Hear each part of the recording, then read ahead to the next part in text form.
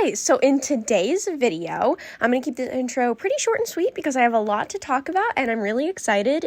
I'm always really excited, honestly, but I found this footage in my catalog of videos and things, and while I was working on a different video, I found this footage and I was like, oh my god, this is a sketchbook spread that I actually really love. Looking back at it, I was like, why didn't I decide to go ahead and make this a video? So I don't know what past me was thinking. This video or this footage is a couple months old now, but I'm kind of stoked to talk about it because I'm really proud of this sketchbook spread and I hope that you guys end up really enjoying it as well. If you're new around here, hi, hello, how are you? Feel free to let me know in the comments down below. I'm Rory Fluent. Feel free to call me Rory. I like to create dope art content and hopefully curate a chill atmosphere, so if that sounds like something you would enjoy, feel free to stick around for the video. And if you're not new around here, what is up, my dudes? Let's get into this video. So for this particular spread, I was really focusing on what I had been hooked on quite a lot in my last sketchbook, which was fish and just weird kind of gooey, morbid fish. And so I kind of just took that idea and ran with it for this entire spread. I was messing around a little bit with typography, having a lot of fun being really conscientious about the the layout and the composition of the layout and the theming. I was also thinking about color quite a lot. I really wanted this spread to just be totally crammed together, and I don't know, I was really trying on focusing on, as I mentioned, the theming, the layout, and just having every little nook and cranny of this spread be kind of interesting and engaging to look at.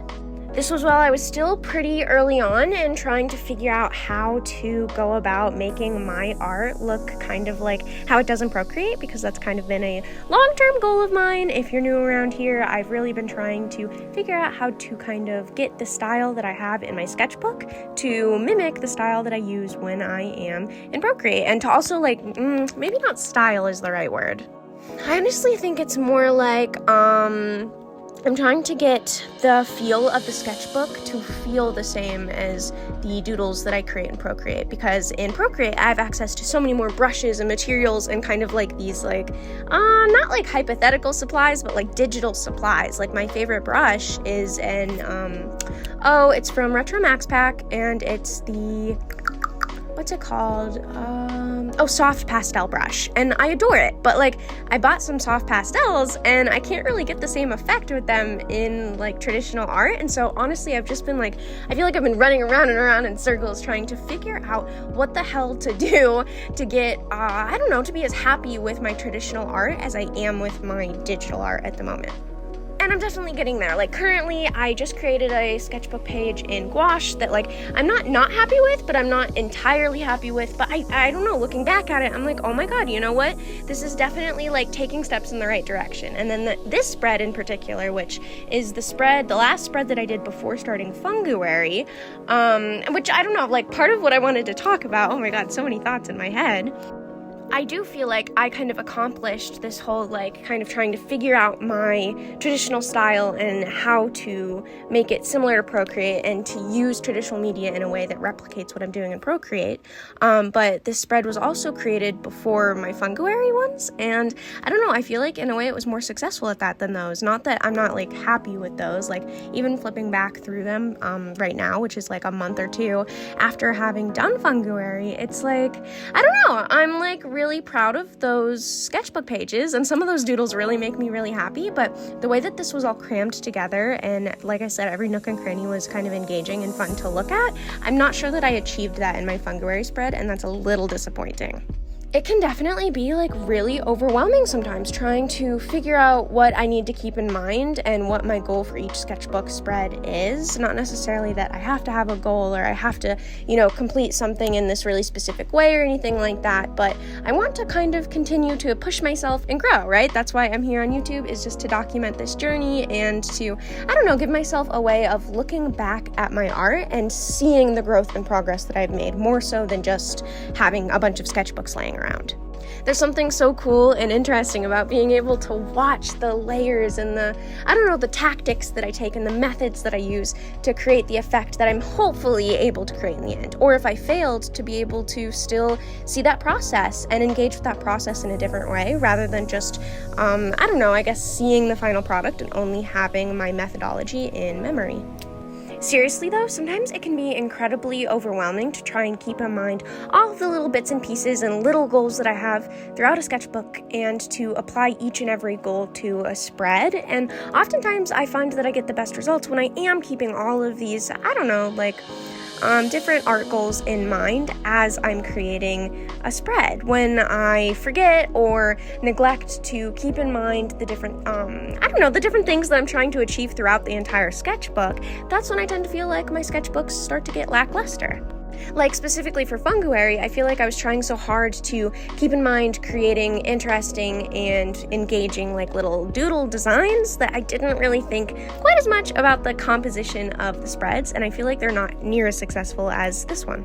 Thinking about my spreads as, these large art pieces that are an amalgamation of smaller doodles and individual pieces really helps me to, do with them what I want. And it kind of bums me out to see that in the Funguary spreads, I wasn't quite as, I didn't keep that in mind as much as I wish I had. But like I mentioned, they're successful in an entirely different way, where this spread is interesting because I really love the composition, layout, and clutter of it. And just for anyone who's new, I tend to use watercolor mainly, but I also have a gouache palette that I use. I generally full of like Winsor Newton gouache, and then my watercolor palette is totally custom. I just released a video this current week that I'm in regarding my watercolor palettes and reorganizing them, swatching them, getting a new swatch card, creating a new swatch card for them, and kind of showing off some of the watercolors that I have. So if that interests you, feel free to check that out. But yeah, generally I use my professional or my handmade watercolor palettes, some gouache. I'm kind of trying to dial it back a little bit after this last spread. I feel like trying to entirely use gouache was a bit too much for me, and I missed the texture of watercolor, but then I go back and forth because the smoothness of gouache can be really cool and interesting, and I loved trying to create fur texture with it. And so yeah, I don't know. I'm a mess. I'm an indecisive mess at the moment, and I can't figure out how I want gouache to fit into my style personally, but that's an entirely other rant. When it comes to this spread, I'm also using Copic markers at some point. I generally use them to bring more detail, more saturation, and more color in specific areas because I have a lot of control, especially using those brush tips on the color and the payoff and all of that. I also love that I can layer it, so I can have a swipe and it be, less pigment, but then I can have it be a lot more opaque and vibrant, and I can kind of control that with I can control that with Copic markers. Not as much as watercolor, I guess, but there's something about that. Well, see, I'm saying this out loud, and as I'm thinking, I'm like, well, that doesn't make any sense because, watercolor brushes have, fine tips and stuff, but for some reason I feel like I have more control using a Copic marker, and I'm not sure why. I think it's because I'm still, not necessarily the best at utilizing my watercolor brushes in the best way possible. I'm not sure. That wasn't very well said, but I'm sure you guys kind of know what I mean. I feel like I wield them a little kind of off, and I don't always feel like I have as much control as I want to. Sometimes I feel like I load the brush up with too much pigment and water, and then what I think is going to be a fine line turns into a blob of paint that I then have to figure out what to do with, and it's kind of a mess where there's none of that with Copic markers. And I guess that's just the point I'm trying to make, or why I probably feel like I have more control, because I'm more comfortable with the fact that I'm not the one loading up the brush with pigment on a Copic marker, where I am in watercolor, and because of that, I have a hard time controlling the amount of water the brush picks up and the amount of pigment. You can definitely see with this spread, I did a lot of layering, a lot of thinking, a lot of reconsidering and figuring out what the hell I was trying to do here. I was really, really trying. I think that's why, honestly, I keep cutting myself off because I have so many thoughts going on right now. But I think that's why I wasn't originally pleased with this spread, was just because I didn't feel like I was successful in what I was doing, and I was throwing way too much shit at the wall and trying to see what stuck instead of just focusing to what I know. And I feel like that made me very unconfident in how this spread turned out and like what was going on. But looking back at it, I'm really happy that I kept the footage because I definitely feel like it's a video worth sharing and talking about and exploring because I don't know, I guess it's just kind of an interesting topic to me to think about the fact that I definitely was not going to post this content like at all. I wasn't going to make a voiceover. I recorded the whole thing, went through the effort of recording it, and then I went, you know what, I don't know, this is probably a spread that's just better worth kind of passing through my sketchbook during a sketchbook tour and not much more content other than that. And then when I stumbled upon this footage, I was like, oh my god, why the hell haven't I? Like, what the fuck? This is really cool. This is some pretty sick doodles, and I would love for you guys to see my process. So that's what I'm doing now, obviously, is sharing with you guys this process and how I kind of created this spread that now, looking back at, I'm actually really happy with.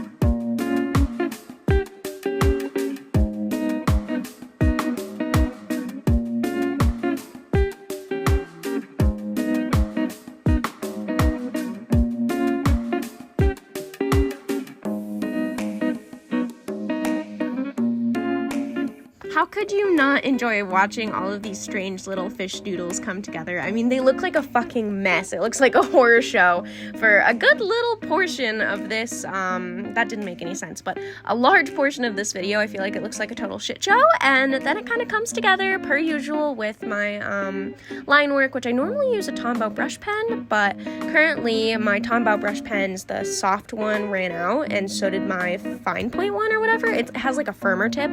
I like it a little bit less, but I'll use it if I'm in a pinch. However, at the moment I'm using my Copic. I have like these Copic pens that I got like a long time ago that are supposed to like not smudge with Copic marker, but the Tombow ones do like the exact same thing for like half the price, so I generally just gravitate towards those. But I was digging around in some old like shit in a box, and I found that I have a bunch of Copic like brush markers that are just black, and so I've been using that to ink, but I'm currently in this video to the Tombow brush pen.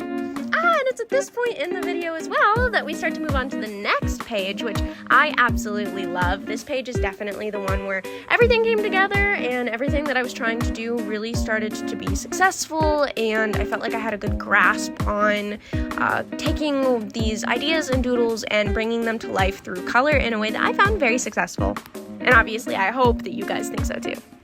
I'm definitely very unsure of myself at the moment in the video. I'm layering with a light coat of watercolor, and then I kind of layer that up, and then on top of the layers of watercolor, I'll add gouache, I'll add, what are they, Sennelier soft pastels and Copic markers, and I'm just kind of trying to be very careful and very thoughtful with the amount of pigment I'm using and where I'm placing my color and how I'm using texture as well.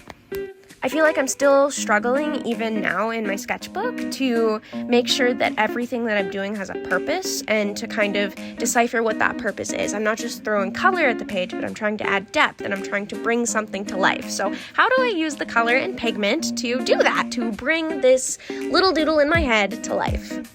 And if you've been following me since the beginning of my channel, you know that I've been really trying to work on integrating color and texture into my paintings more purposefully and mindfully, but also just kind of period, because the whole reason that I ended up on this journey was because I used to feel like my painting and the way that I painted was very flat. And to try and combat that, I slowly began to be a lot looser, maybe a little bit more impressionistic with the way that I was doodling and painting, and that kind of grew into, okay, well, maybe I'm going to start using gouache and colored pencil in a more kind of sporadic way, and I'm going to start including new ways to integrate more texture into my work. Especially because I feel like when I go into Procreate and work digitally, everything that I create ends up being very textured and soft and almost fluffy feeling, but I have yet to master that traditionally. Here in this spread, though, I felt like I was actually kind of getting somewhere with the textures that I was using, the way that I was painting with my brush strokes, and I still quite haven't replicated it. I'm currently trying in the spread that I'm working on now, which is about frogs and newts and squiggly boys, to replicate what I did here, but we'll see if I'm successful. Sometimes I feel like I kind of stumble on a way of painting that I like, and then I'm never able really to recreate it, and that's really sad. So I'm trying to kind of, as I'm watching back through this, see what I'm doing and how I'm layering, and to really keep that in mind as I move on to further sketchbook spreads.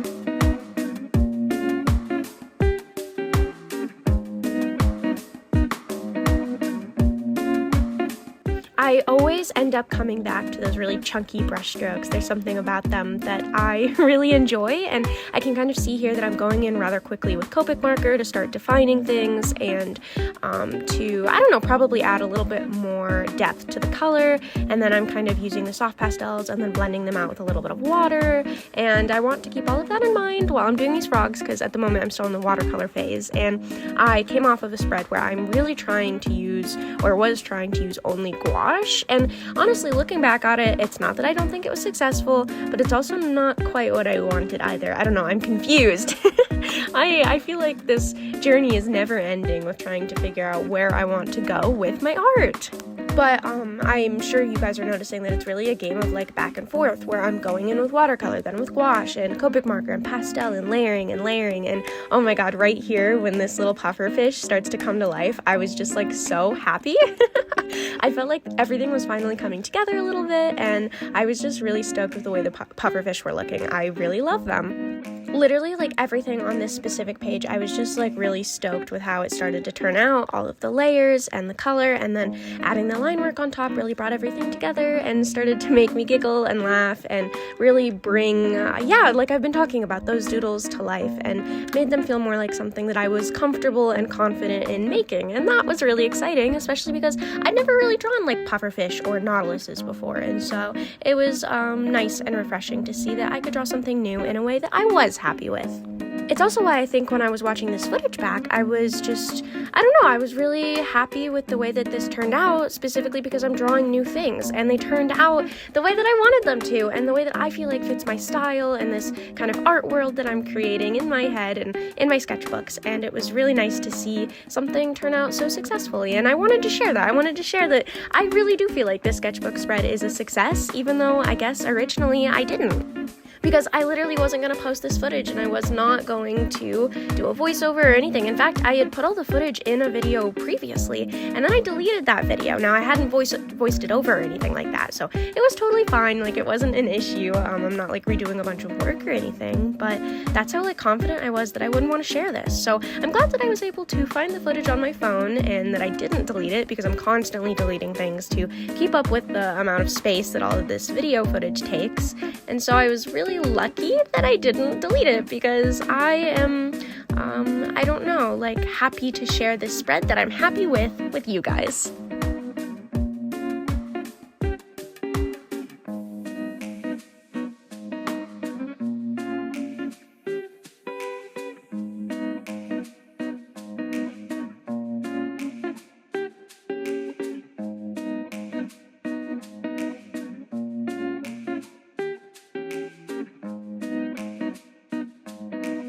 It's a great reminder to keep pushing and keep going with this experimentation, and that I can kind of, I don't know, like look back at this spread, at this footage in this video, and take a look at what I was doing and just all of the techniques that I was using or not using, and the ways that I did things to hopefully be more successful in other spreads, which would be really, really nice. And so yeah, I was definitely going to make a video out of this when I found this footage, because I was like, oh my god, I want other spreads to look like this. And I want to make more spreads that make me feel like this. And when I look back at them, make me feel like, oh my god, I want to create art like that. Like, that's dope as shit, and I want everything that I make to look like that. And this spread in particular did that. And so yeah, with that, you're kind of seeing me do my final swatches on the screen, and I'm probably going to wrap up this video.